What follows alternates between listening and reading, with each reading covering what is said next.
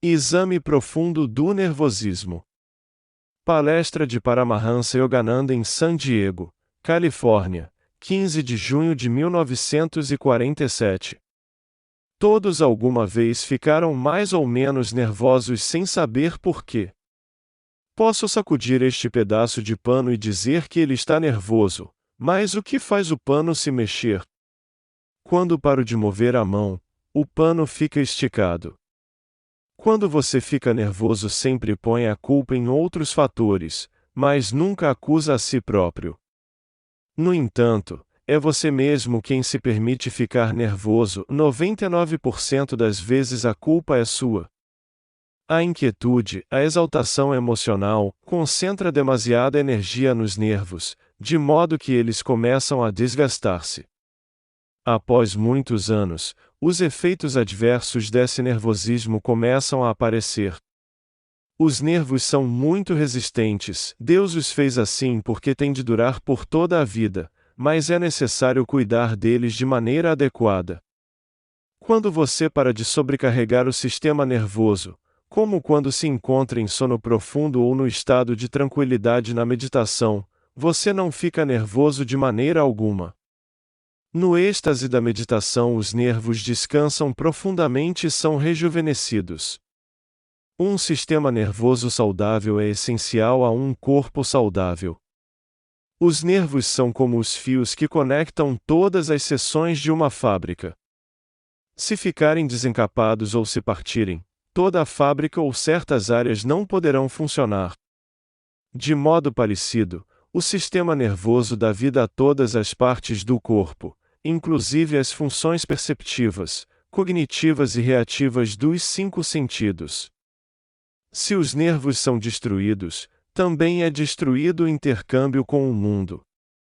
Há 2 sistemas nervosos: o sistema nervoso central, no cérebro, no bulbo raquiano e na medula espinhal, e o sistema nervoso periférico que liga os centros nervosos aos diferentes órgãos do corpo, transmitindo-lhes energia. O sistema nervoso envia sensações ao cérebro e o habilita a processá-las, e então reage à interpretação que o cérebro fornece a esses estímulos. Na fase inicial do crescimento do cérebro no embrião, o primeiro estado de formação dos nervos é como um líquido. Gradualmente surgem fibras, que acabam por se tornar nervos, superestradas resistentes que levam energia do cérebro a todas as partes do corpo. O cérebro é a sede do governo, e os 27 trilhões de células são os súditos. Portanto, o sistema nervoso que conecta tudo isso precisa estar em bom funcionamento. Talvez você recorde o efeito paralisador da recente greve na companhia telefônica. É o que pode ocorrer no corpo. Quando os telefones a dos nervos estão paralisados, não conseguem transmitir suas mensagens vitais. Por exemplo, se o centro óptico do cérebro for danificado em razão de doenças, má alimentação ou excesso de esforço, os nervos ópticos serão afetados e a visão se enfraquecerá. Examine-se para descobrir o que o torna nervoso.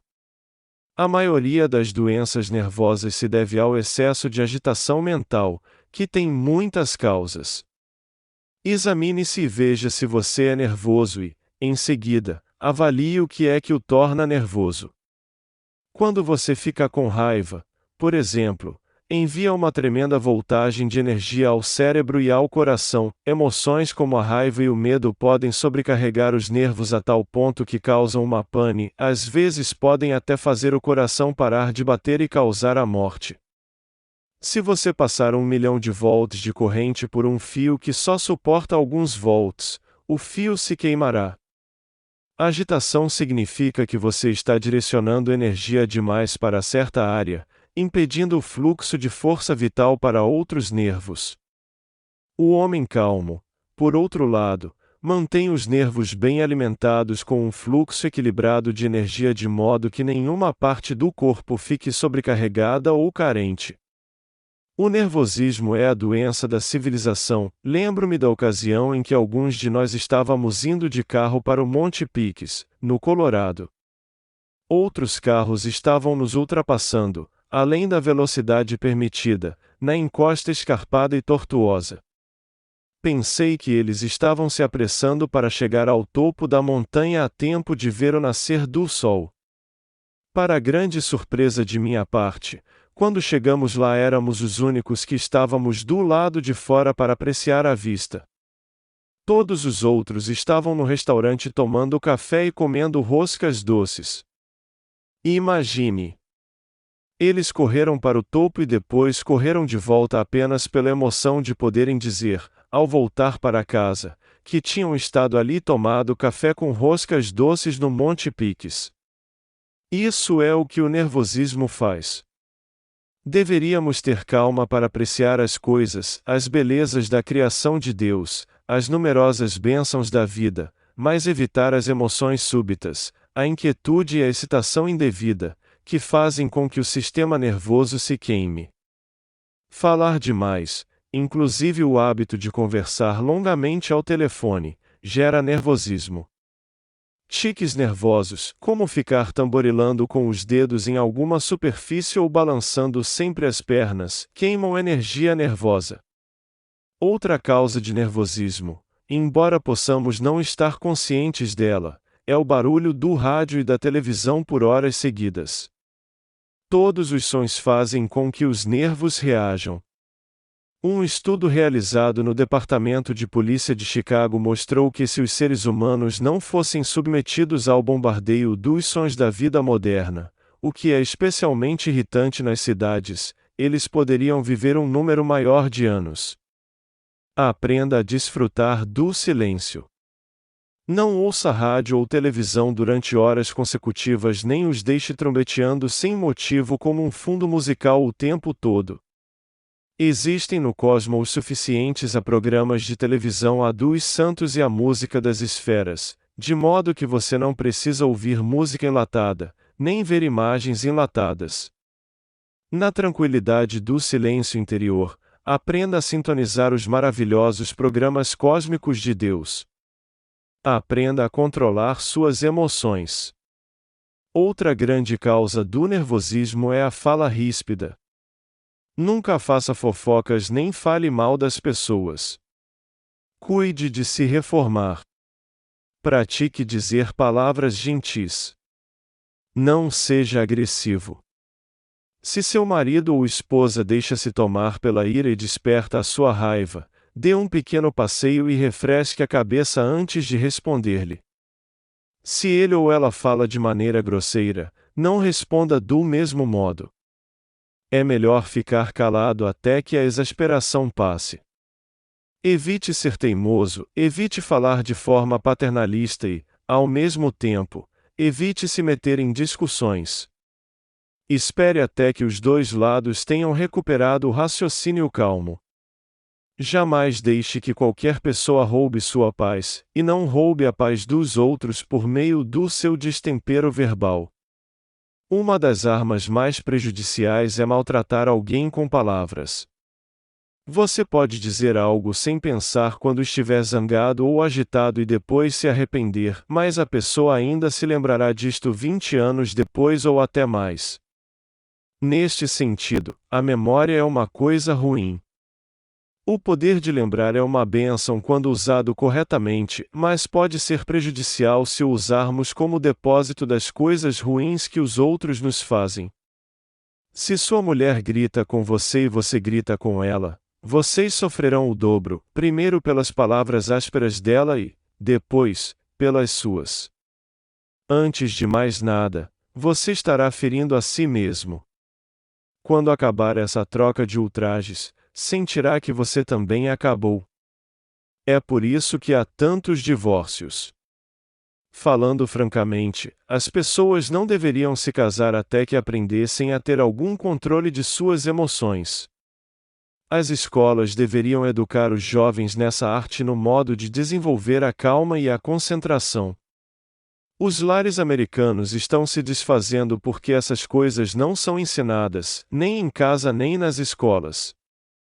Como podem viver juntas duas pessoas habituadas à atividade nervosa sem quase destruírem uma outra com seu nervosismo? No começo de um casamento, a noiva e o noivo se deixam levar pelas emoções da excitação e da paixão. Mas depois de algum tempo, quando essas emoções começam inevitavelmente a desaparecer, a verdadeira natureza do casal começa a surgir, e as brigas e os desapontamentos aparecem. O coração exige o verdadeiro amor, a amizade, acima de tudo, a paz.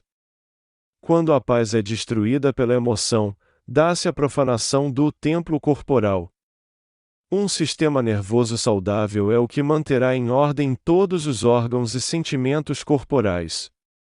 Para manter o sistema nervoso saudável, é importante permanecer livre de emoções arrasadoras como o temor, a ira, a cobiça e a inveja. Jogue fora o temor. O que há para se temer? Mesmo um pequeno temor, como um desarrazoado receio do escuro ou preocupar-se com coisas que poderiam acontecer, afeta os nervos mais do que você pode imaginar. E por que ter medo da morte? Deus permite que ela aconteça com todos, de modo que ela não pode ser ruim. Esse é um pensamento muito confortador. A morte é apenas um sono reparador e você não tem medo de dormir, não é mesmo? A morte é o descanso completo. Deus dá a morte para libertar você de todas as dificuldades aqui e lhe oferecer um novo começo em outra encarnação. Cair na rede das emoções é esquecer Deus. Ser aprisionado pelo temor, pela ira, pela cobiça ou por qualquer outra emoção violenta ou impulsiva é esquecer Deus. Se seus sentidos, que governam as emoções, estão sob controle, você é um santo. Só você mesmo sabe se é senhor ou servo dos sentidos. Lembre-se, tudo que domine o seu autocontrole leva à destruição do sistema nervoso. O guloso se alimenta e o homem de autocontrole também. O primeiro come demais para gratificar sensualmente seu corpo, mas o segundo come para manter seu bem-estar físico. Se o amor de uma pessoa se concentrar mais em Deus e menos nos sentidos, todo o abuso sensorial será vencido. Quando você for tentado, ore ao Senhor, torna-te mais tentador que a tentação. Por mais que me testes, Senhor, vou me agarrar a ti. O sistema nervoso, quando repleto de pensamentos de amor e paz por Deus, é recarregado pelo poder divino. Krishna disse, quando Chitta, o sentimento, fica absolutamente subjugado e tranquilamente estabelecido no eu a alma, disse que o yogi, desprovido assim de apego a todos os desejos, está unido a Deus. As estrelas de cinema e outros artistas são considerados as pessoas invejáveis dos Estados Unidos. Por quê, porém, a vida pessoal delas é tão frequentemente uma confusão de infelicidade e múltiplos divórcios? A maior parte dessas pessoas vive com a excessiva energia nervosa concentrada nos sentidos. Excesso de alimento, sexo promíscuo, intoxicação com bebidas alcoólicas e drogas, tudo isso produz uma contrafração da felicidade. Só em Deus encontramos a realização de todos os desejos. Só em Deus encontramos a alegria sempre nova, que jamais pode ser obtida por meio de qualquer dos sentidos. Se você está nas garras de qualquer abuso dos sentidos, seja qual for, afirme continuamente sua liberdade: não sou escravo deste hábito, meu amor por Deus é supremo e maior do que qualquer outra coisa. Sintonia com Deus, e a melhor cura para o nervosismo. Lembre-se de que a cura máxima do nervosismo ocorre quando sintonizamos nossa vida com Deus.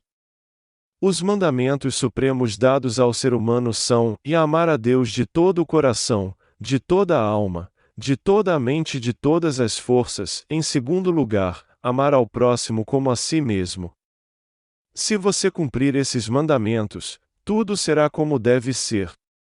Não é suficiente se tornar um moralista rígido, as pedras e as cabras não infringem as leis morais, apesar disso, elas não conhecem Deus.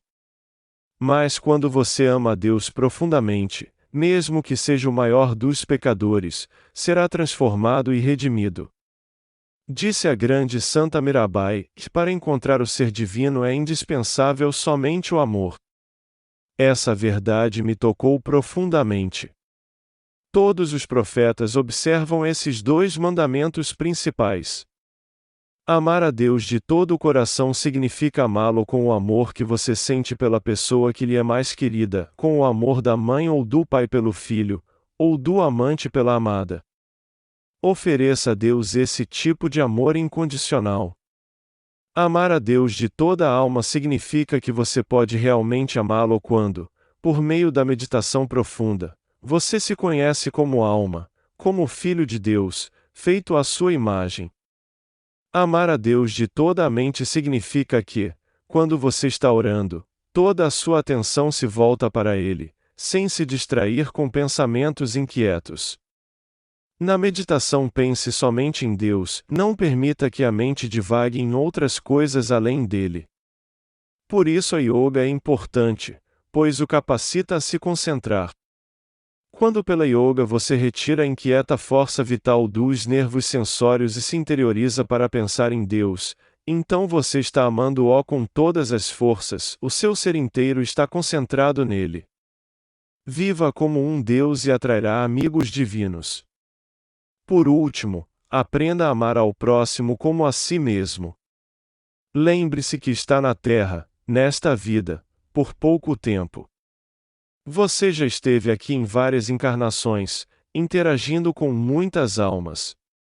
Qual é sua verdadeira família? Para a pessoa sábia, todos são parentes, todos são ao próximo.